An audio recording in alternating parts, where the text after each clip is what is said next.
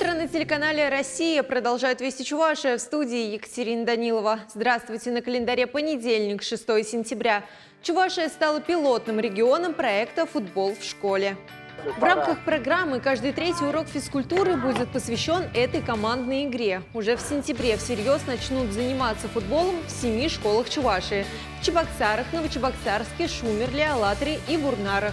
Занятия будут проводиться для мальчиков и девочек, а необходимый спортинвентарь закупит Российский футбольный союз. Меньше чем через 2 недели народному художнику Чувашии Праске Вити исполнится 85 лет. В честь юбилея студия «Чувашкино» сняла документальный фильм на родном языке. Он познакомит зрителя с самыми важными вехами жизни известного художника. Тяжелое послевоенное детство, светлые мечты, взросление. Картина также отразит и жизненный путь живописца-монументалиста, поднимет вопросы, связанные с творчеством.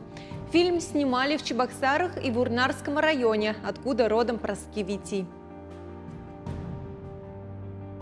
Мы гордимся тем, что Праске Вити родился и вырос в Чувашии, в Бурнарском районе. Мы гордимся и тем, что он прославляет культуру, обычаи, традиции чувашского народа.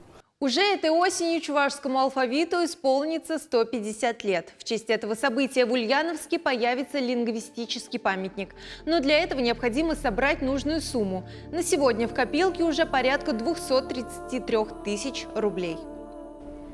Стоимость проекта оценивается в 1 миллион 800 тысяч рублей. Глава республики Олег Николаев уже пожертвовал часть своей зарплаты на установку памятного знака.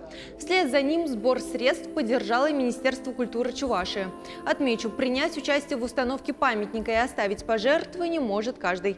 Подробности по телефону 8 84 22 73 75 82.